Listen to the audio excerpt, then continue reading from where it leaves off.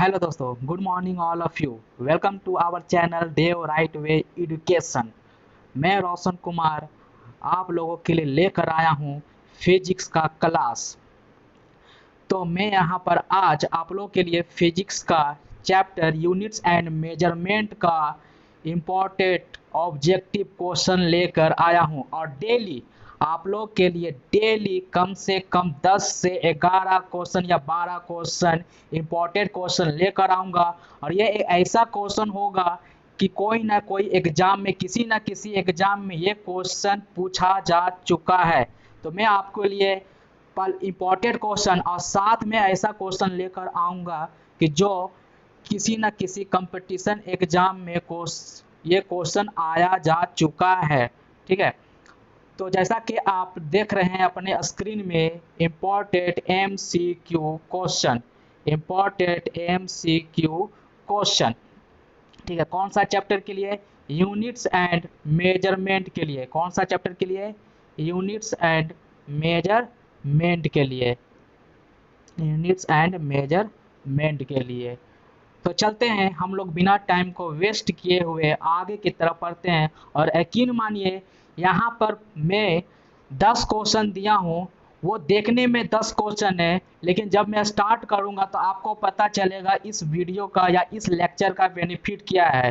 क्योंकि वो 10 क्वेश्चन है, लेकिन 10 क्वेश्चन में से मैं आपको जब पढ़ाऊँगा तो पता चलेगा कि मैं 10 क्वेश्चन नहीं, 10 से ज़्यादा क्वेश्चन मैं सॉल्व कराऊँगा। हर क्वेश्चन को बारीकी से देखूँगा, हर क्वेश्चन को, हर पॉइंट को मैं अच्छे से कॉन्सेप्ट को समझाने का कोशिश करूँगा, वो आप लोग को पता चल जाएगा। चलिए आगे बढ़ते हैं।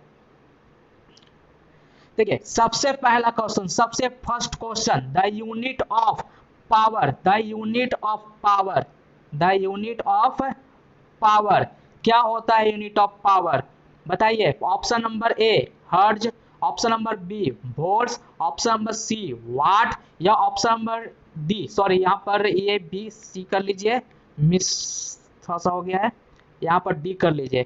तो option number A hertz, option number B volts, option number C watt, या ऑप्शन नंबर डी जूल। कौन इसमें करेक्ट है? पावर का यूनिट क्या होता है? हर्ज होता है, वोल्ट्स होता है, वाट होता है, या जूल होता है? तो देखिए सबसे पहले हम लोग यहाँ पर समझते हैं पावर का आखिर होता क्या है। देखिए हम लोग जो भी क्वेश्चन को सॉल्व करेंगे हर एक वर्ड को लेंगे, हर एक वर्ड का मतलब क्या होता है उसको समझने का कोशिश करेंगे। तो सबसे पहला वर्ड आ रहा है मेरा पावर। तो चलिए बताइए पावर क्या होता है? पावर, पावर क्या होता है? तो आप बोलेंगे कि पावर होता है मेरा rate of work done, rate of work done. मतलब क्या सर? मतलब ये है कि पावर का आप लोग डिफिनेशन लिखते हैं, क्या लिखते हैं? Work by time. क्या लिखते हैं? Work by time.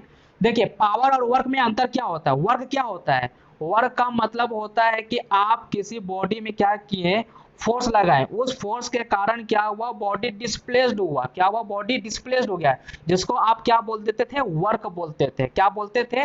वर्क। लेकिन अगर हम बोल दें कि आपके पास एक मान लेते हैं फॉर एग्जांपल आपके पास एक ऑब्जेक्ट है, ठीक है, इस ऑब्जेक्ट को अगर आप यहां से लेकर यहां तक लेकर आए तब तो ये मेरा वर्क हो गया सर। क्यों हुआ सर? क्योंकि आप इस पर फोर्स लगाए, बॉडी डिस्प्लेस्ड हो गया। तो आप लोग फार्मूला जानते हैं, क्या जानते हैं? कि वर्क इज इक्वल टू क्या होता है? फोर्स इनटू डिस्प्लेसमेंट होता है। क्या होता है? फोर्स इनटू डिस्प्लेसमेंट होता है। एक्चुअली में ये डिफिनेशन गलत है, सॉरी ये फार्मूला जो है गलत हुआ। एफ डॉट ds होता है, यानी एफ एस कॉस थीटा के बराबर होता है। ठीक है, तो यहाँ पर तो वर्क होगा, लेकिन सर पावर क्या होता है? पावर का मतलब होता है कि इस ऑब्जेक्ट को यहां से लेकर यहां तक जाने में कुछ ना कुछ टाइम लगा होगा। लगा होगा या नहीं लगा होगा? लगा होगा सर। ठीक है, तो पर यूनिट टाइम पर, पर यूनिट टाइम पर आप कितना काम करें किए उसको हम लोग क्या बोलते हैं? पावर बोलते हैं। यानी पावर पर टाइम का कॉन्सेप्ट भी आता है। समझ में आया बच्चा? पावर में टाइम का भी कॉन्सेप्ट आता है। मतलब अगर आप 4 सेकेंड में आप 3 जूल काम किए तो यहाँ पर 4 सेकेंड में, यानी सेकेंड का भी आ रहा है, यानी मान लेते चलिए 1 सेकेंड में मान लेते हैं आप 5 जूल काम किए, तो 5 जूल ये क्या? ये मेरा वर्क हुआ। लेकिन 5 जूल पर सेकेंड काम किए आपने। आपने कितना काम किया? 5 जूल पर सेकेंड। तो ये क्या कहलाया? ये मेरा पावर कहलाया। उम्मीद करता हूं कि आप लोग को पावर का डिफिनेशन समझ में आया होगा। ठीक है, तो पावर क्या होता है? Power is the rate at which work is done. क्या होता है? डिफिनेशन लिख लीजिए। Power is the rate, power is the rate at which work is done, यानी P is equal to work by time. ठीक है, चलिए पावर ये होता है, ये समझ में आ गया कि पावर क्या होता है? वर्क डन अपॉन टाइम होता है। चलिए ठीक है सर, यहाँ पर अब इसका देखिए यूनिट क्या होगा ये देख लेते हैं पहले। तो इसका राइट आंसर होगा वाट। इसका राइट आंसर क्या होगा? वाट। पावर का यूनिट क्या होता है? वाट होता है। वर्क का यूनिट क्या होता है? वर्क का यूनिट होता है जूल। वर्क का यूनिट क्या होता है? जूल। टाइम का यूनिट क्या होता है? सेकेंड। तो जूल पर सेकेंड, और जूल पर सेकेंड को ही हम लोग क्या बोलते हैं? वाट बोलते हैं। क्या बोलते हैं? वाट। अब बताइए पावर का क्या हो जाएगा? ऐसा यूनिट वाट हो जाएगा। क्या हो जाएगा? यूनिट क्या हो जाएगा? वाट हो जाएगा। और वाट किसको बोलते हैं सर? जूल पर सेकेंड को ही हम लोग क्या बोलते हैं? वाट बोलते हैं। जूल पर सेकेंड को ही हम लोग क्या बोलते हैं? वाट बोलते हैं। तो लिख लीजिए the SI unit of power is what, या इसको हम लोग और क्या बोल सकते हैं? जूल पर सेकेंड भी बोल सकते हैं। क्या बोल सकते हैं? जूल पर सेकेंड भी बोल सकते हैं। तो चलिए यहां से आपको पता चल गया कि पावर का यूनिट क्या होता है? जूल होता है, जूल पर सेकेंड या वाट होता है। जूल किसका यूनिट होता है? जूल। जूल यूनिट होता है मेरा, अभी तो मैंने बताया। वर्क का यूनिट क्या होता है? जूल होता है। वोल्ट्स किसका यूनिट होता है? वोल्ट्स। बताइए वोल्ट्स किसका यूनिट है?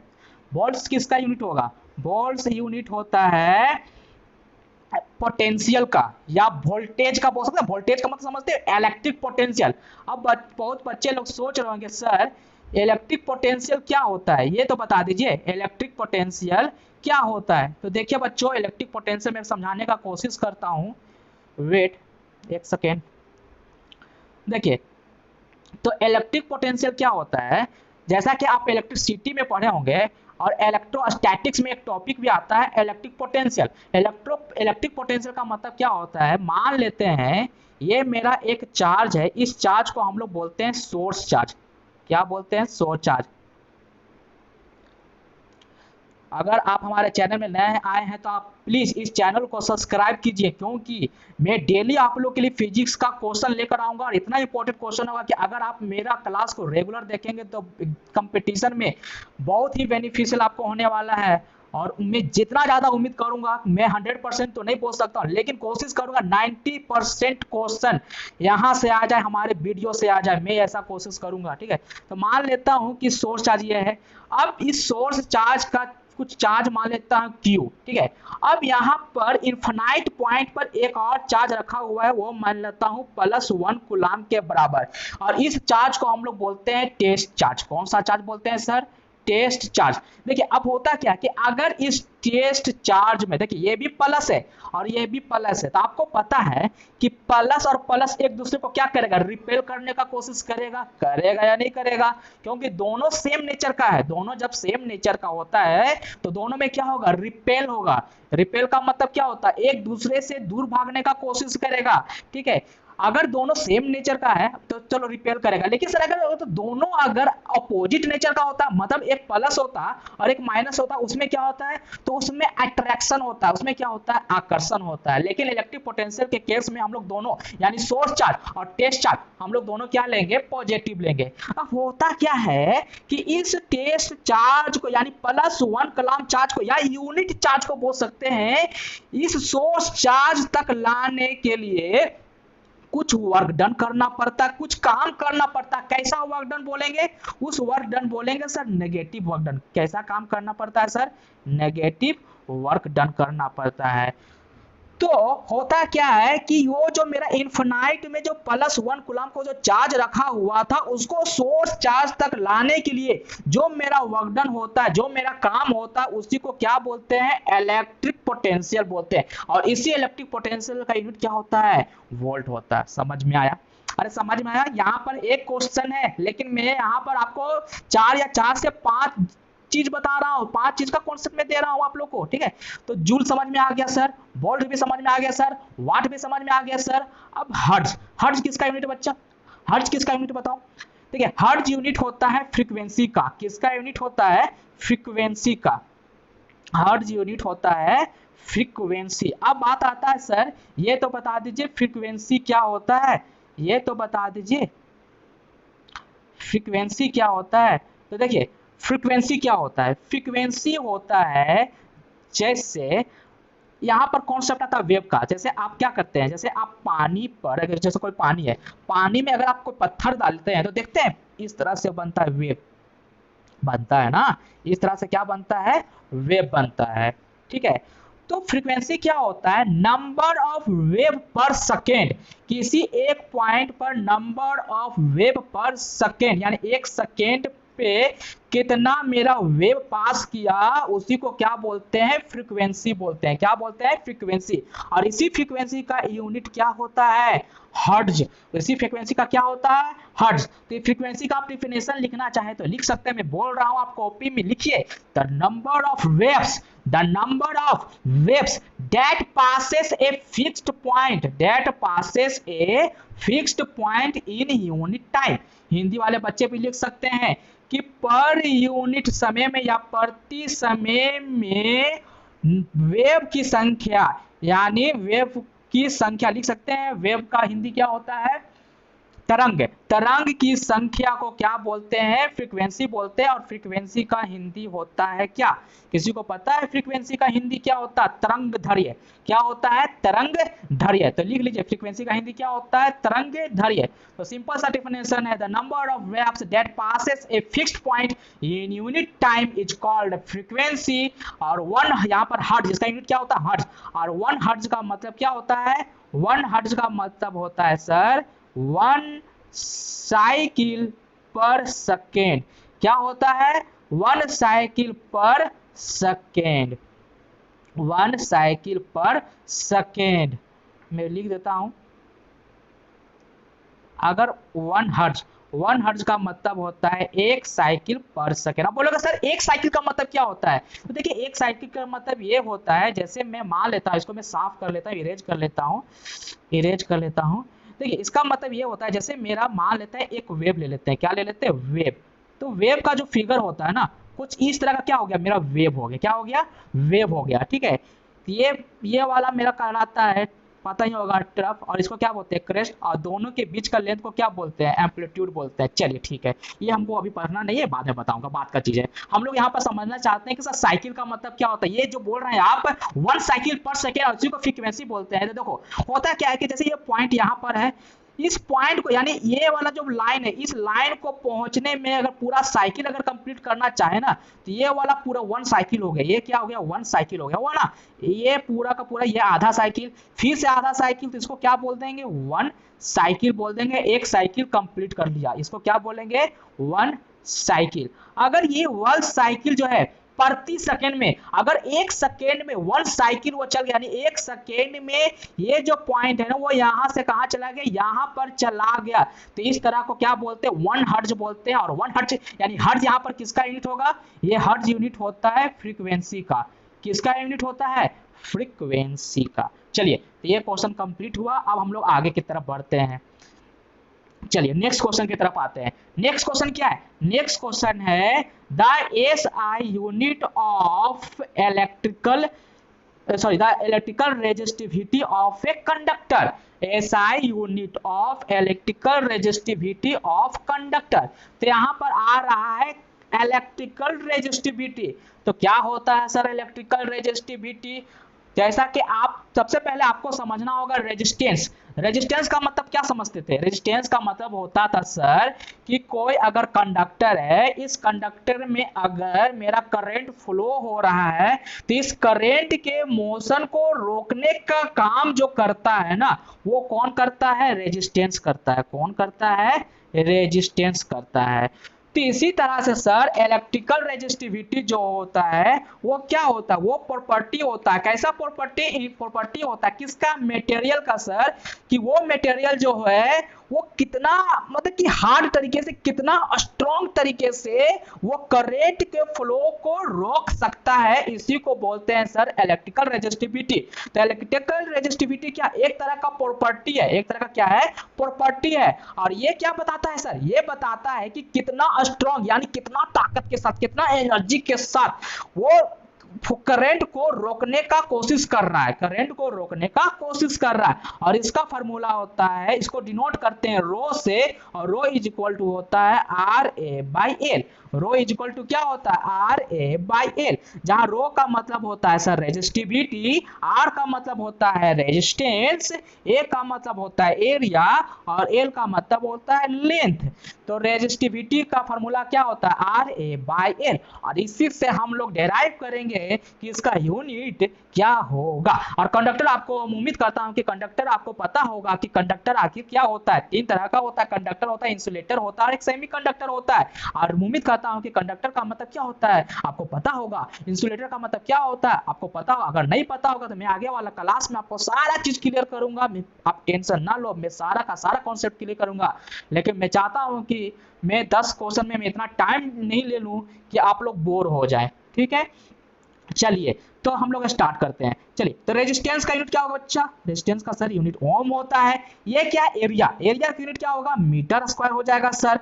यहाँ पर क्या आता है लेंथ आता है सर, लेंथ का यूनिट क्या होता है मीटर होता है। ये मीटर और ये मीटर कैंसिल होगा तो यहाँ पर आ गया ओम मीटर। और ऑप्शन में देखिए कहीं ओम मीटर आपको मिल रहा है, चलिए सर ऑप्शन नंबर सी मिल रहा है, तो option number C is the right answer. यानी इलेक्ट्रिकल रेजिस्टिविटी का यूनिट क्या हो जाएगा ओम मीटर हो जाएगा। अच्छा ये बताइए फेराडे किसका यूनिट है, ये बताइए फेराडे किसका यूनिट है, वोल्ट्स किसका यूनिट होगा और ओम किसका यूनिट होगा। सबसे पहले बताइए फेराडे किसका यूनिट है, तो फेराडे यूनिट्स होता है कैपेसिटेंस का, कैपेसिटेंस का। अब बात आप पूछिएगा सर कैपेसिटेंस क्या होता है, तो देखिए कैपेसिटेंस क्या होता है, the capacitance of a capacitor. अब बोलता है कैपेसिटर क्या होता है सर, कैपेसिटर का मतलब होता है, कैपेसिटर का काम होता है एनर्जी को स्टोर करके रखने का। जैसे आप पंखे में कैपेसिटर का यूज होता है, तो कैपेसिटर क्या करता है, कैपेसिटर एनर्जी को स्टोर करने का कोशिश, एनर्जी को स्टोर करने कोशिश नहीं बोलेंगे, एनर्जी को स्टोर करने का काम होता है। होता क्या है कैपेसिटर में, कि कैपेसिटर में जैसे ही आप, जैसे मान लेते हैं मेरा पंखा मेरा फैन है, फैन से मेरा क्या कनेक्ट है स्विच कनेक्ट है, स्विच को जब ऑन कीजिएगा तो पंखा मेरा क्या होगा घूमना स्टार्ट करेगा। लेकिन जैसे ही आप पंखा का स्विच को जब ऑन करते हैं ना, तो उसी टाइम पर उसको ज्यादा अमाउंट में करंट का जरूरत होता है। तो वो करंट कहां से आता है, वो करंट मेरा कैपेसिटर देता है कि लो भैया तुमको ज्यादा अमाउंट में करंट का जरूरत है तो तुम ले लो। तो वो काम कौन करता है कैपेसिटर करता है। क्यों सर, क्यों ज्यादा जरूरत पड़ता है, अरे क्योंकि मान ले सिंपल सा लॉजिक है, मान लेते हैं कि एक ऑब्जेक्ट है, ये मेरा एक ऑब्जेक्ट है ग्राउंड के साथ अटैच है। इस ऑब्जेक्ट में जब इनिशियल कंडीशन में फोर्स लगाइएगा ना, तो आपको ज्यादा फोर्स लगाना होगा। क्यों, क्योंकि ये बॉडी और मेरा ग्राउंड के बीच में एक फ्रिक्शनल फोर्स लग रहा होगा, और इस फ्रिक्शनल फोर्स को रिड्यूस करने के लिए आपको थोड़ा सा लो करने के लिए आपको ज्यादा अमाउंट में फोर्स लगाना करना पड़ेगा। यानी कि किसी भी चीज को अगर आप स्टार्ट करना चाहते हैं ना, उस चीज में उस काम माने उस टाइम में आपको ज्यादा काम करना पड़ता है, ज्यादा वर्क लगाना पड़ता है। और इसी तरह का कॉन्सेप्ट यूज होता है मेरा करंट के केस में। अगर आप स्विच ऑन कीजिएगा ना, तो उस टाइम पर पंखे को एकदम इंस्टेंट टाइम पर मतलब ज्यादा अमाउंट में करंट चाहिए, तो करंट तो मेरा जितना जाना चाहिए तो उतना जा रहा है, लेकिन साथ में कैपेसिटर क्या करता है कि उस टाइम में जितना पंखे को करंट चाहिए था वो करंट सप्लाई कर देता है। ठीक है, आप लोग को समझ में आ गया होगा कि मेरा कैपेसिटर क्या होता है। तो हम कैपेसिटेंस बता रहे हैं, कैपेसिटेंस क्या होता है। देखिए, तो capacitance of a capacitor is defined as the charge stored per unit potential difference. Charge unit पर, यानी बोल सकते हैं कैपेसिटेंस को डिनोट करते हैं सी से, तो इसका डिफिनेशन क्या होता है sir, charge stored per unit potential difference, यानी C is equal to Q by V। और ये क्या कहलाता है, यही कहलाता है सर कैपेसिटेंस। Q का यूनिट क्या होता है, किसी को पता है कि Q का यूनिट होता है कूलम्ब, और V का यूनिट क्या होता है, V क्या होता है इलेक्ट्रिक पोटेंशियल। और आपको याद होगा कि इलेक्ट्रिक पोटेंशियल जब मैं पहला क्वेश्चन सॉल्व कर रहा था तो वहां पर इलेक्ट्रिक पोटेंशियल मैंने बता चुका था, और यहीं पर आता है पोटेंशियल डिफरेंस आता है, ठीक है। तो इसका यूनिट क्या होता है, वोल्ट। क्या होता है, वोल्ट। तो क्या होता है, यानी सी यानी कूलम्ब पर वोल्ट को ही हम लोग क्या बोलते हैं, फेराडे बोलते हैं। याद रखिएगा, कूलम्ब पर वोल्ट को ही क्या बोलते हैं, फेराडे बोलते हैं। तो चलिए, ये कैपेसिटेंस का हो गया, वोल्ट्स किसका हो गया, इलेक्ट्रिक पोटेंशियल हो गया, ओम मीटर किसका हो गया, इलेक्ट्रिकल रेजिस्टिविटी का हो गया, ओम किसका होता है, तो ओम होता है रेजिस्टेंस का। ओम किसका होता है, रेजिस्टेंस का, और रेजिस्टेंस का मतलब मैंने ऑलरेडी आपको डिस्कस कर चुका हूं। चलिए आगे बढ़ते हैं, हम लोग अब। चलिए क्वेश्चन नंबर थर्ड देखिए, parsec is the unit of, किसका यूनिट है, पार्सेक किसका यूनिट है। 10 सेकंड का टाइम है आपके पास, जल्दी जल्दी बताइए, पार्सेक किसका यूनिट होगा, बताइए। 10 सेकंड का टाइम है, कोशिश कीजिए, कोशिश नहीं कीजिएगा तब मजा नहीं आएगा, कोशिश किया कीजिए। चलिए बताइए, पार्सेक किसका यूनिट होता है, पार्सेक।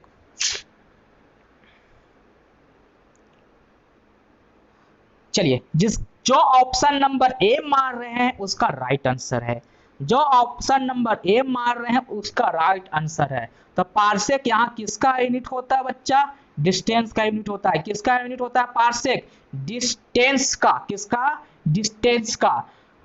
तो देखिए अब आता है, सर बच्चे लोग सोच रहे हैं सर डिस्टेंस का यूनिट तो मीटर सेंटीमीटर ये सब पढ़े हैं, बहुत सारा चीज पढ़े, लेकिन पार्सेक तो नहीं पढ़े। देखो होता क्या है कि एक एस्ट्रोनॉमिकल होता है, जैसे उसको बोलते हैं ना खगोलीय विज्ञान, समझते हो ना, जिसमें हम लोग अर्थ के बारे में, प्लानेट के बारे में, इस सब के बारे में स्टडी करते हैं। तो पार्सेक का मतलब क्या होता है, पार्सेक जो होता है वो लेंथ का यूनिट होता है, और वो क्या मेजर करता है, वो मेजर करता है एस्ट्रोनॉमिकल, लिख देता हूं मैं, एस्ट्रोनॉमिकली, जिसका मतलब होता है खगोलीय। क्या होता है, खगोलीय दूरी, यानी खगोलीय दूरी को नापने का काम कौन करता है, पार्सेक करता है। कौन करता है, पार्सेक। तो एस्ट्रोनॉमिकली लार्ज डिस्टेंस को मेजर, यानी एस्ट्रोनॉमिकली लार्ज डिस्टेंस को मेजर करने का काम कौन करता है, तो पार्सेक करता है। कौन करता है, पार्सेक। तो यहाँ पर एक और क्वेश्चन आता है कि सर, चलिए पार्सेक तो सही है, हमको समझ में आ गया कि एस्ट्रोनॉमिकल यानी खगोलीय दूरी को नापने का काम कौन करता है, तो पार्सेक करता है। सर मैंने लाइट ईयर भी पढ़ा था कि लाइट ईयर भी किसका यूनिट होता है, किसी को पता है लाइट ईयर किसका यूनिट होता है, बताइए। लाइट ईयर भी सर डिस्टेंस का ही होता है, लाइट ईयर भी अगर आ जाए ना तो लाइट ईयर भी किसका यूनिट होता है, डिस्टेंस का होता है। तो लाइट ईयर हो या पार्सेक हो या एस्ट्रोनॉमिकल यूनिट हो, ये सारा का सारा यूनिट किसका होता है, डिस्टेंस का होता है। कौन सा डिस्टेंस का, खगोलीय डिस्टेंस का, खगोलीय दूरी का, ठीक है। तो चलिए इसमें कुछ कुछ और पॉइंट है जो समझने वाला चीज है, ठीक है। तो देखिए यहाँ पर कुछ पॉइंट नोट कर लीजिए कि वन पार्सेक में होता है 3.08 इंटू 10⁻16 मीटर। लिख लीजिए, 1 पार्सेक में कितना होता है, 3.08 इंटू 10⁻16 मीटर। एक पार्सेक में कितना मीटर होता है, 3.08 इंटू 10⁻16 मीटर, ठीक है सर। इसी तरह से लाइट ईयर के बारे में बात कर लेते हैं। तो 1 लाइट ईयर में होता है 9.46 इंटू 10⁻15 मीटर। कितना होता है, 1 light year is equal to होता है 9.46 इंटू 10⁻15 मीटर, ठीक है सर। चलिए ठीक है, 1 पार्सेक हो गया। अच्छा ये बताइए, तब एक पार्सेक में कितना लाइट ईयर होगा, किसी को पता, तो कैसे निकालेंगे सर, अरे करना कुछ नहीं है, एक पार्सेक में इतना मीटर है तो एक लाइट ईयर में इतना मीटर है, तो करना क्या है, एक मीटर में आप कितना लाइट होगा वो निकाल लीजिए। सिंपल सा करना है कि 3.08 को 9.46 से डिवाइड कर दीजिए, 3.08 इंटू 10⁻16 को, और इधर 9.46 इंटू 10⁻15, ये दोनों को जब आप डिवाइड कीजिएगा तो इसका आंसर आ जाएगा, यानी 1 पार्सेक इज इक्वल टू आ जाएगा 3.256 लाइट ईयर। कितना आ जाएगा, 3.256 लाइट ईयर। सिंपल सा डिवाइड कर दीजिएगा ना, 3.08 इंटू 10⁻16 को डिवाइड कर देना है आपको 9.46 इंटू 10⁻15 15 से, किससे कर देना, इससे। और जब ये वैल्यू आप कैलकुलेट कीजिएगा तो यहाँ पर 3.256 के बराबर आ जाएगा, आप कैलकुलेट करके देख लीजिएगा, ठीक है। तो पास से किसका यूनिट होता है, डिस्टेंस का यूनिट होता है। किसका यूनिट होता है बच्चा, डिस्टेंस का यूनिट होता है। चलिए ठीक है, समझ में आ गया। टाइम का यूनिट क्या होता है, टाइम का यूनिट होता है सर सेकेंड। अरे टाइम कौन सा क्वांटिटी है, टाइम कौन सा क्वांटिटी है, फंडामेंटल क्वांटिटी है। कौन सा क्वांटिटी है, फंडामेंटल क्वांटिटी होता है। फंडामेंटल क्वांटिटी कितना होता है सर, 7 फंडामेंटल क्वांटिटी होता है। याद है जब मैं वीडियो स्टार्ट कर रहा था तो एक सर्कल टाइप का आ रहा था, उसमें 7 फंडामेंटल यूनिट का डिनोशन दिया हुआ था, होता है ना। तो आपको बताना है कमेंट में जाकर कि 7 फंडामेंटल यूनिट कौन कौन से होते हैं, 7 फंडामेंटल क्वांटिटी कौन कौन से होते हैं, ये आपको कमेंट में बताना है। चलिए ठीक है सर। लाइट इंटेंसिटी क्या होता है सर, लाइट इंटेंसिटी का मतलब होता है कि कोई भी प्रकाश कितना तेजी के साथ कोई भी ऑब्जेक्ट में गिर रहा है, कोई भी ऑब्जेक्ट में जाकर टकरा रहा है, उसको क्या बोलते हैं, लाइट इंटेंसिटी बोलते हैं। इंटेंसिटी का मतलब ये होता है कि कितना ताकत के साथ। मैं मान लेता हूं कि मैं किसी भी बॉडी पे फोर्स लगा रहा हूं 5 न्यूटन का, कोई और पर्सन आया उसी बॉडी पर लगाया 7 न्यूटन का, तो अगर आपसे पूछा जाए कि कौन ज्यादा इंटेंस है तो आप बोलिएगा 7 न्यूटन वाला। क्यों बोलिएगा, क्योंकि वो ज्यादा ताकत से फोर्स लगा रहा है, ज्यादा एनर्जी के साथ फोर्स लगा रहा है, ज्यादा इसमें न्यूटन का फोर्स लगा रहा है, इसलिए इसको क्या बोलते हैं, इंटेंसिटी बोलते हैं। तो लाइट के कॉन्सेप्ट में यही होता है, ठीक है। तो लाइट इंटेंसिटी हो गया। चलिए अच्छा ये बताइए पावर का क्या होता है, पावर का यूनिट क्या होता है बताइए। पावर का मैं ऑलरेडी पहले वाला क्वेश्चन में स्टडी कर चुका हूं। पावर का क्या होता है, वाट। पावर का क्या होता है, वाट। चलिए क्वेश्चन नंबर 3 कंप्लीट हुआ। अब धीरे धीरे स्पीड बढ़ाएंगे हम लोग। क्वेश्चन नंबर 4 आइए। क्वेश्चन नंबर 4, ठीक है, ये बता चुका हूं। लाइट ईयर, लाइट ईयर किसका यूनिट होता है सर, डिस्टेंस का। इससे पहले वाला क्वेश्चन में मैं डिस्कस कर चुका हूं। लाइट ईयर किसका यूनिट होता है, डिस्टेंस का। और एक लाइट ईयर में कितना मीटर होता है ये बता चुका हूं। एक लाइट ईयर में कितना होता है, 9.46 × 10⁻15 मीटर। मैं ऑलरेडी इसके बारे में डिस्कस कर चुका हूं क्वेश्चन नंबर 3 में, है ना। चलिए स्पीड ऑफ लाइट ये क्या होता है सर, ये होता है 3 × 10⁸ मीटर पर सेकेंड। चलिए ठीक है, कोई दिक्कत नहीं। डिस्टेंस का पता चल गया। टाइम सर, टाइम का यूनिट क्या होता है, सेकेंड। इंटेंसिटी ऑफ लाइट क्या होता है सर, ये बता चुका हूं। चलिए इसमें कोई दिक्कत नहीं। चलिए नेक्स्ट क्वेश्चन बढ़ते हैं आगे। नेक्स्ट क्वेश्चन क्या बोल रहा है, नेक्स्ट क्वेश्चन बोल रहा है how many watts in their horse power. देखिए पावर का एक और यूनिट होता है, जैसे पावर का यूनिट क्या होता है, वाट होता है ना। तो मेरे से पूछा जा रहा है जैसे 1 मीटर में कितना सेंटीमीटर, 100 सेंटीमीटर। तो मीटर भी डिस्टेंस का यूनिट है और सेंटीमीटर भी डिस्टेंस का यूनिट है। इसी तरह से हॉर्स पावर भी किसका यूनिट है, पावर का यूनिट है। इसी तरह से वाट भी किसका यूनिट है, पावर का यूनिट है। तो मेरे से पूछा गया है कि 1 हॉर्स पावर में कितना यूनिट होता है, तो 1 हॉर्स पावर में होता है 746 वाट। कितना होता है, 746 वाट। याद रखिएगा कितना होता है, 746 वाट होता है। चलिए इस वीडियो को लाइक और सब्सक्राइब जरूर कीजिएगा। जो नए आए हैं बच्चे इस वीडियो को लाइक और शेयर जरूर कीजिएगा। मजा आ रहा है, मजा आ रहा है। चलिए नेक्स्ट क्वेश्चन मेरा है ampere is a unit of, ampere is a unit of. चलिए बताइए, ऑप्शन नंबर ए वोल्टेज होगा, option number B electric current होगा, ऑप्शन नंबर सी रेजिस्टेंस होगा, या ऑप्शन नंबर डी पावर होगा। चलिए बताइए कौन सा होगा, एम्पियर। एम्पियर किसका होगा, चलिए जो ऑप्शन नंबर बी मार रहे हैं वो उसका राइट आंसर है। राइट आंसर है उसका electric current. Electric current is the right answer. चलिए इसमें भी स्टडी करते हैं। चलिए सबसे पहला बात, वोल्टेज क्या होता है सर, वोल्टेज वही होता है, इलेक्ट्रिक पोटेंशियल का यूनिट होता है वोल्टेज। इलेक्ट्रिक पोटेंशियल क्या होता है सर, वो मैंने ऑलरेडी डिस्कस कर चुका हूं। चलिए इसमें कोई दिक्कत नहीं होना चाहिए। इलेक्ट्रिक करंट में आते हैं सर, इलेक्ट्रिक करंट क्या होता है। चलिए इलेक्ट्रिक करंट का मतलब क्या होता है, चलिए बताइए। देखिए इलेक्ट्रिक करंट का मतलब क्या होता है सर, कि अगर कोई कंडक्टर है, इस कंडक्टर में अगर इलेक्ट्रॉन का फ्लो हो रहा है, अगर इस कंडक्टर में इलेक्ट्रॉन का फ्लो हो रहा है, तो उसमें क्या डेवलप हो जाता है, करंट डेवलप हो जाता है। सिंपल सही है, ठीक है। देखिए होता क्या है, जैसे ये कंडक्टर, इस कंडक्टर में अगर हम लोग पोटेंशियल डिफरेंस सप्लाई नहीं कर रहे हैं, पोटेंशियल डिफरेंस क्या होता है सर, अरे इसमें हम लोग वोल्टेज सप्लाई करेंगे तभी तो करंट का फ्लो होगा। करंट का फ्लो कैसे होता है, ये प्लस है ये माइनस है, तो करंट का जो फ्लो होता है वो हायर पोटेंशियल से लोअर पोटेंशियल होता है, ठीक है। अगर मान लेते हैं इस केस में अभी हम इसको सप्लाई नहीं कर रहे हैं, तो इस केस में इस कंडक्टर में मेरा तो इलेक्ट्रॉन होगा, तो इलेक्ट्रॉन क्या होता है, रैंडमली मूव करता है। तो फिर ये इलेक्ट्रॉन इसमें है लेकिन करंट इसमें अभी फ्लो नहीं कर रहा है, अच्छे से फ्लो नहीं कर रहा है। लेकिन जैसे इसमें हम लोग पोटेंशियल डिफरेंस को सप्लाई करते हैं तो आराम से करंट इस तरह से आराम से सीधा सीधा सीधा सीधा। लेकिन जब पोटेंशियल डिफरेंस नहीं सप्लाई करोगे ना, तो याद रखना उसमें करंट जो होता है ना, वो रैंडमली एक इधर जा रहा है, एक ही डायरेक्शन में, एक ही डायरेक्शन में, एक ये डायरेक्शन में, एक डायरेक्शन में, अलग अलग डायरेक्शन में जब घूमेगा, ठीक है ना। लेकिन जैसे पोटेंशियल डिफरेंस सप्लाई करोगे ना, तो उस केस में क्या होगा, उस केस में आराम से करंट हायर पोटेंशियल से लोअर पोटेंशियल की तरफ जाएगा। उम्मीद करता हूं कि आपको इलेक्ट्रिक करंट क्या होता है समझ में आ गया होगा। चलिए, रेजिस्टेंस, रेजिस्टेंस किसका यूनिट होता है बच्चा बताइए, रेजिस्टेंस किसका यूनिट होता है, ओम, ओम का, सॉरी ओम का यूनिट, सॉरी रेजिस्टेंस का यूनिट क्या होता है, ओम, रेजिस्टेंस का यूनिट क्या होता है, ओम होता है। चलिए ठीक है, रेजिस्टेंस का यूनिट क्या होता है, ओम। चलिए इसके बाद बताइए पावर, पावर का यूनिट क्या होता है, वाट। जैसे मैंने ऑलरेडी डिस्कस कर चुका हूं, ठीक है, फिर से बताने का जरूरत नहीं है, लेकिन हाँ यहाँ पर एक चीज और बताऊंगा, इलेक्ट्रिक करंट अगर पढ़ रहे हैं तो कुछ और इलेक्ट्रिक करंट के बारे में हम लोग जानते हैं। चलिए ठीक है बच्चा, अरे ये बताइए एक एम्पियर का मतलब क्या होता है। सर एक एम्पियर का मतलब होता है, आपको पता है कि आई क्या होता है, सर आई होता है सर क्यू अपॉन टी। आई क्या होता है सर, क्यू अपॉन टी। एक एम्पियर क्या होगा, एक एम्पियर कब होगा सर, जब आप कुलाम यानी क्यू का वैल्यू आप एक कुलाम रख दीजिए, और टाइम का वैल्यू सर एक सेकेंड जब आप रख दीजिएगा ना, तो इस केस में वैल्यू सर एक एम्पियर ही आएगा। चलिए सर आप बताना क्या चाह रहे हैं तो बता दीजिए। अरे बता रहे हैं धीरे धीरे धीरे धीरे। तो देखो होता है यहाँ पर जो क्यू है वो आखिर अगर करंट का फ्लो हो रहा है तो इलेक्ट्रॉन होगा या प्रोटॉन होगा, ये बताइए सर। बोलेगा आप, बोलेगा सर इलेक्ट्रॉन होगा, तो इलेक्ट्रॉन का वैल्यू बता दीजिए। सर बोलिएगा आप 1.6 इंटू 10⁻⁻19 कूलम होता है सर।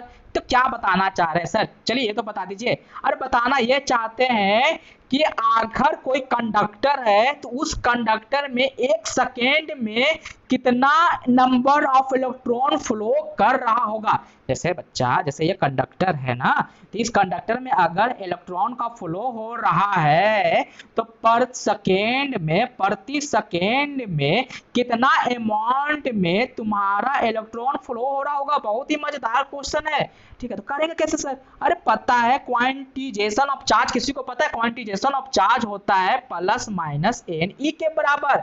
तो क्यू का वैल्यू सर 1 कूलम पुट कर दो, एन का वैल्यू निकालना है और ई का वैल्यू है सर 1.6 इंटू 10⁻⁻19 कूलम। तो एन इज इक्वल टू क्या हो जाएगा 1/1.6 इंटू 10⁻⁻19। और जब आप इसको कैलकुलेट कीजिएगा ना तो इसका वैल्यू आ जाएगा किसके बराबर, इसका वैल्यू आ जाएगा 6.25 इंटू 10⁻18 के बराबर। अब बोलेगा सर यहाँ पर यूनिट भी होगा, अरे नंबर का कोई यूनिट होता है क्या, नहीं होता है ना। इसका मतलब क्या हुआ सर, इसका मतलब हुआ कि कोई कंडक्टर है, उस कंडक्टर में अगर इलेक्ट्रॉन का फ्लो हो रहा है, अगर उस इलेक्ट्रॉन का जो वैल्यू मतलब उस इलेक्ट्रॉन कितना अमाउंट में फ्लो हो रहा है, कितना अमाउंट फ्लो हो रहा है, तो कितना अमाउंट फ्लो हो रहा है प्रति सेकंड का बात कर रहे हैं, एक सेकंड का। तो 6.25 इंटू 10⁻18।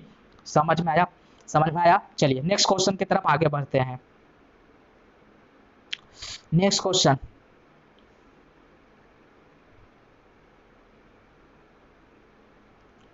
हाँ नेक्स्ट क्वेश्चन क्या है, 1 micron is equal to, next question है मेरा 1 micron is equal to, 1 micron में कितना मिलीमीटर, आंसर लाना है मिलीमीटर में। चलिए बनाइए, पहले कोशिश कीजिए, कोशिश कीजिए, 20 सेकंड का टाइम है, 20 सेकंड का टाइम है आपको देता हूं। चलिए कोशिश कीजिए 1 माइक्रोन में कितना मिलीमीटर होगा। चलिए कोशिश कीजिए, कोशिश कीजिए, कोशिश कीजिए, पहले रटना नहीं है, कोशिश कीजिए, रटना नहीं है, कोशिश कीजिए आप लोग।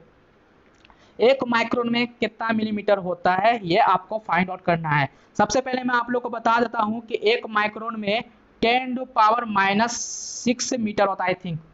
चलिए ठीक है, 1 माइक्रोन में कितना मीटर होता है, 10⁻⁻6 मीटर होता है। चलिए इसके आगे बनाइए, कोशिश कीजिए। अरे आप तो बता दो, अरे 1 मीटर में कितना मिलीमीटर होता है, बोलोगे 10⁻3 मिलीमीटर होता है सर। अरे वैल्यू पुट करना, तो 10⁻⁻6 इंटू क्या हो जाएगा 10⁻3 मिलीमीटर। 10⁻6 देखो ये पावर में, ये पावर में है, और मल्टीप्लाई के टर्म में, मल्टीप्लाई में क्या होता है पावर जुटता है सर, ऐड होता है। तो -6 + 3 कितना हो जाएगा बच्चा, -3 सर। 10⁻3 को क्या बोलेंगे सर, 1/10⁻3 बोलेंगे सर। कितना जीरो आ रहा है सर, तो 1/1 2 3 को जीरो आ रहा सर। देख लो option number C, option number C the right answer. चलो आगे बढ़ते हैं, क्वेश्चन नंबर 7 कंप्लीट।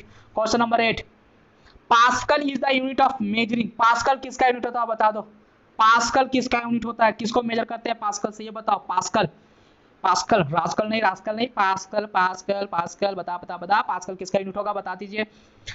बता दीजिए पास्कल किसका यूनिट होगा। चलिए चलिए चलिए, जिसका ऑप्शन नंबर बी है वो सही है, जिसका ऑप्शन नंबर बी है वो सही है। प्रेशर का यूनिट क्या होता है, पास्कल। प्रेशर का यूनिट क्या होता है, पास्कल। पास्कल, ठीक ना। तो चलिए सबसे पहले पास्कल, पास्कल किसका यूनिट होता है, प्रेशर। अच्छा प्रेशर क्या होता है वो तो बता दो, प्रेशर क्या होता है ये तो बता दो। सर प्रेशर ये होता है ना, जैसे सिंपल सा मैं समझाता हूँ, सिंपल सा एग्जांपल से, जैसे ये बॉडी है, चलिए ठीक है सर बॉडी है, इस बॉडी पर जैसे आप फोर्स लगाओगे तो ये बॉडी का क्या होगा, शेप और साइज चेंज होगा। अरे एक रबर ले लो, रबर पे फोर्स लगाओ, फोर्स लगाओ लगाओ, तो इसका बॉडी का शेप और साइज क्या होगा, चेंज होगा। होगा सर, लेकिन जैसे ही बॉडी पर तुम फोर्स हटा दो तो क्या करेगा, बॉडी का प्रॉपर्टी होता है कि वो अपना शेप और साइज को फिर से रिगेन करने का कोशिश करेगा। क्या करेगा, फिर से रिगेन करने का कोशिश करेगा। ठीक है सर, तो वो जो फोर्स को, जैसे मान लेते हैं ये फोर्स को हटाने के कारण जैसे ही बॉडी अपना पोजीशन को फिर से गेन करने की कोशिश कर रहा होगा, तो उस केस में क्या हो रहा होगा, उस केस में अगर फोर्स इधर लग रहा है ना, तो उसी केस में इसी का सेम नेचर का, अगर 5 न्यूटन का फोर्स लगा रहे हैं तो 5 न्यूटन का फोर्स इधर की तरफ लगाएगा, लेकिन डायरेक्शन क्या होगा, सेम होगा। अरे सिंपल सा लॉजिक है ये ना, सिंपल सा बताइए, कोई बॉडी पर आप फोर्स लगाए, बॉडी पर फोर्स लगाए, ये बॉडी का फोर्स लगाने के कारण क्या हुआ, थोड़ा सा साइज इसका इतना हो गया, लेकिन ये आप चाहता है कि जैसे आप फोर्स को हटाओगे अपना पोजीशन को फिर से गेन करने का कोशिश करेगा। तो कब कोशिश करेगा, जब इतना ही अमाउंट में सेम अपोजिट डायरेक्शन में फोर्स लगाएगा, तभी तो होगा ना, तभी तो होगा ना। यानी यहाँ पर इंटरनल रेजिस्टिंग फोर्स आ रहा है। कौन सा फोर्स आ रहा है, इंटरनल रेजिस्टिंग फोर्स आ रहा है। और इसी इंटरनल रेजिस्टिंग फोर्स को क्या बोल देते हैं, internal resisting force per unit area में, यानी पर यूनिट एरिया में इंटरनल रेजिस्टिंग फोर्स कितना लग रहा है उसी को बोलते हैं भैया प्रेशर। क्या बोलते हैं, प्रेशर, या इसको स्ट्रेस भी बोल सकते हो। क्या बोल सकते हो, स्ट्रेस। क्या बोल सकते हो, स्ट्रेस। ठीक है, तो स्ट्रेस क्या होता है, internal resisting force per unit area. चलिए चलिए समझ में आया, एक मिनट, चलिए समझ में आया, चलिए सर समझ में आ गया। तो इसमें आप लिख सकते हैं द मेजरिंग ऑफ दिस, कौन सा force, the measuring of this restoring force generated per unit area of a material is called the stress. ठीक है, स्ट्रेस समझ में आ गया, प्रेशर समझ में आ गया। ठीक है सर, तो वर्क क्या होता है सर, ये वर्क मैंने ऑलरेडी पहले वाला वीडियो नहीं बोलूंगा, इससे पहले वाला क्वेश्चन में वर्क का मैं डिफिनेशन बताया जा चुका हूँ। टेम्परेचर का यूनिट क्या होता है सर, अच्छा वर्क का यूनिट क्या होता है, वर्क का यूनिट होता है जूल। टेम्परेचर यूनिट क्या होता है, केल्विन या डिग्री सेंटीग्रेड। सीजीएस यूनिट अलग होता है, एसआई यूनिट अलग होता है ना। ह्यूमिडिटी, ये नया आ रहा है, ह्यूमिडिटी का हिंदी होता है आर्द्रता।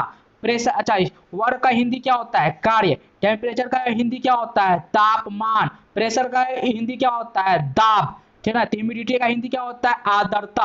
अब बताइए सर आर्द्रता का यूनिट क्या होता है। देखिए आर्द्रता या ह्यूमिडिटी जो होता है ना, वो दो टाइप का होता है, एक होता है मेरा रिलेटिव और एक होता है एब्सोल्यूट। तो दोनों का यूनिट होता है ना अलग अलग होता है, दोनों का सेम यूनिट नहीं होता है। रिलेटिव का यूनिट होता है ग्राम पर केजी और एब्सोल्यूट का यूनिट होता है ग्राम पर मीटर क्यूब। याद रखिएगा, दिमाग में रख लीजिए, रिलेटिव ह्यूमिडिटी का यूनिट होता है ग्राम पर केजी और एब्सोल्यूट ह्यूमिडिटी का यूनिट क्या होता है, ग्राम पर मीटर क्यूब। ह्यूमिडिटी का मतलब समझते हो ना, आर्द्रता। जैसे होता क्या है ना, जैसे आर्द्रता का मतलब अगर बोले, ह्यूमिडिटी का मतलब बोले, जैसे मान लेते हैं नमी का मतलब समझते हो, नमी है ना। जैसे बरसात का मौसम में क्या होता है, ह्यूमिडिटी बढ़ जाता है, ह्यूमिडिटी क्या हो जाता है, बढ़ जाता है, टेम्परेचर घट जाता है। क्या हो जाता है, टेम्परेचर डिक्रीज हो जाता है। और उस केस में क्या होता है, ह्यूमिडिटी यानी मौसम में थोड़ा थोड़ा नमी हो जाता है। देखते हो ना, जब मतलब कि ठंडे के मौसम में थोड़ा बूंदी बूंदा गिरते रहता है, वो क्या होता है, वो ह्यूमिडिटी ही होता है, नमी ही होता है।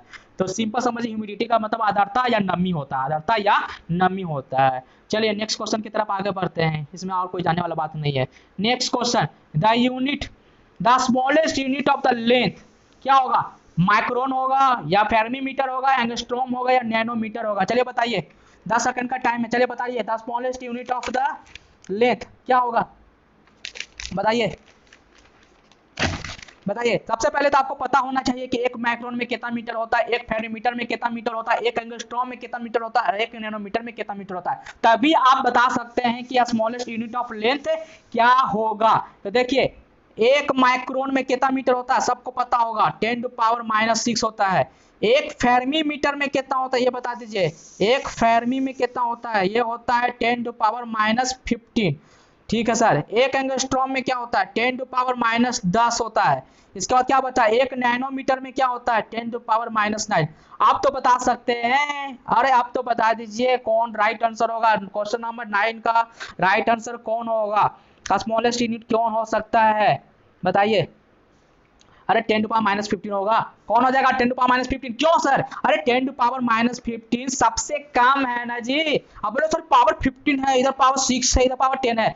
अरे माइनस है। अरे बताओ -1 ज्यादा है या -2 ज्यादा है, कौन ज्यादा है? -1 ज्यादा है बच्चा। नेगेटिव के केस में क्या होता है, अरे नेगेटिव का जब ग्राफ बनाओगे ना बहुत कंफ्यूजन होता है। जैसे इधर की तरफ क्या होता है 1, इधर की तरफ क्या होता है 2, इधर की तरफ क्या होता है -1, इधर की तरफ क्या होता है -2। प्लस के केस में तो +2 से ज्यादा सर, लेकिन माइनस के केस में अगर पूछ दिया जाए तो कौन ज्यादा है, ठीक है। तो माइनस के केस में क्या होता है ना, माइनस के केस में -1 ज्यादा हो जाता है -2 से। माइनस वाला जितना पावर ज्यादा होगा ना, इसी तरह से 10⁻⁻15 क्या होगा, कम होगा 10⁻⁻6 से। 10⁻⁻6 ज्यादा होगा, समझ में आ रहा? क्यों क्यों होगा सर? अरे क्यों होगा ना, क्योंकि इधर ज्यादा है ना जी, वैल्यू इधर ना ज्यादा है। जैसे जैसे इधर जा रहा है तब ना बढ़ रहा है, इधर ना बढ़ रहा है जी, तो इसलिए वैल्यू मेरा ज्यादा होगा। तो सिंपल सा, तो आंसर क्या हो जाएगा, आंसर हो जाएगा sir option number B. Option number B is the right answer, fermi metre. चलिए नेक्स्ट होता है last question, last question, question number 10। चलिए क्वेश्चन नंबर 10 क्या बोल रहा है, which one of the following quantities does not have unit, unit less. अच्छा unit का मतलब क्या होता है ये समझा सकते हो? यूनिट तो सर, यूनिट तो पढ़ रहे हो। यूनिट का मतलब होता है किसी भी चीज को मेजरमेंट करने के लिए एक स्टैंडर्ड टर्म का यूज करते हैं। किसी भी चीज को मेजरमेंट करने के लिए एक स्टैंडर्ड टर्म का यूज करते हैं, उसको क्या बोलते हैं, यूनिट बोलते हैं। नहीं समझ में आया? अरे समझ में आ जाएगा। जैसे आप अगर दुकान जाते हो, दुकान में जाकर अगर आपको चीनी खरीदना, क्या खरीदना, चीनी खरीदना है, तो क्या बोलोगे, चीनी दीजिए। अरे कितना चीनी दीजिए, तो बोलोगे 2। क्या उसको समझ में आएगा? क्या ग्राहक दुकानदार को समझ में आएगा कि आप बोल दिए 2? अरे 2 क्या, 2 ग्राम, 2 केजी या 200 ग्राम, मैंने कुछ भी हो सकता है ना, कुछ भी हो सकता है ना। तो इसको एजिफाइड माने कि दुकान यानी ग्राहक दुकानदार के दिमाग में डालने के लिए कितना अमाउंट हमको चीनी चाहिए, और उसी को डिनोट करने के लिए हम लोग स्टैंडर्ड टर्म का यूज करते हैं, और इसी स्टैंडर्ड टर्म को क्या बोलते हैं, यूनिट। जैसे अगर आप बोल देंगे 2 केजी, तो 2 क्या है, 2 मेरा क्वांटिटी है, 2 एक क्वांटिटी है, ये क्या है, क्वांटिटी है, और केजी क्या है, यूनिट है।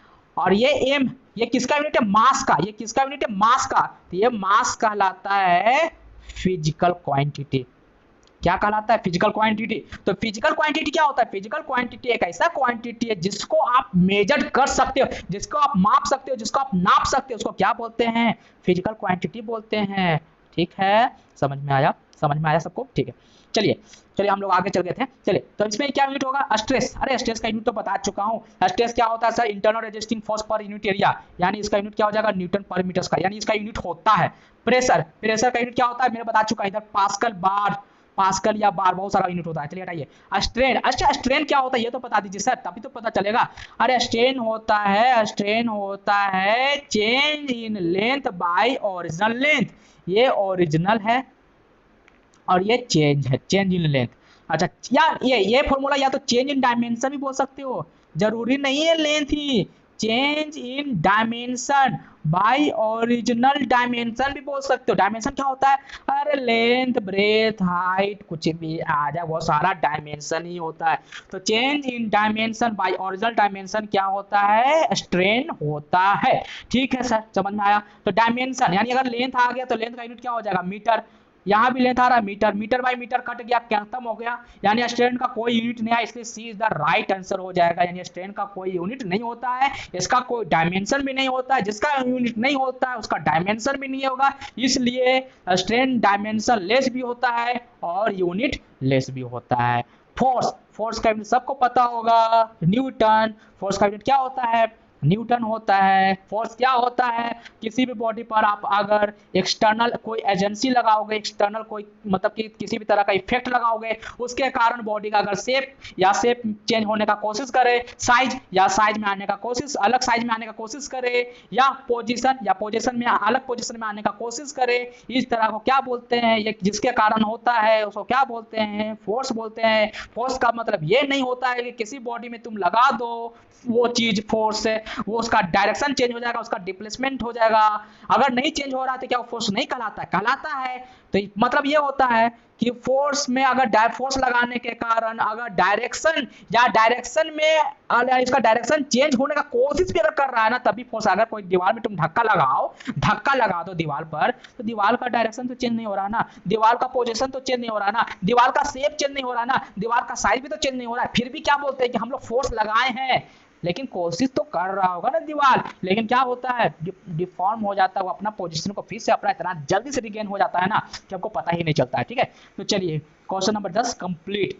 तो उम्मीद करता हूं कि आपको यह सेशन बहुत ही मजेदार लगा होगा, और ऐसा ही 10 क्वेश्चन मैं आप लोगों के लिए डेली लेकर आऊंगा, और उम्मीद रखिए कि ये 10 क्वेश्चन का सॉल्व करने का तरीका जो होगा ना, बहुत ही मजेदार होगा, आपको पता चल गया होगा। और मैं इसी तरह से हर दिन इस तरह क्वेश्चन लाऊंगा, और सारे क्वेश्चन को इस तरह से कॉन्सेप्ट को क्लियर करूंगा। देखिए, इसमें हमको अब थ्योरी पढ़ाने का जरूरत नहीं पड़ रहा, क्योंकि मैं अगर कोई भी चीज को स्टार्ट कर रहा हूं तो उसका थ्योरी और कॉन्सेप्ट साथ में क्लियर करते हुए जा रहा हूं।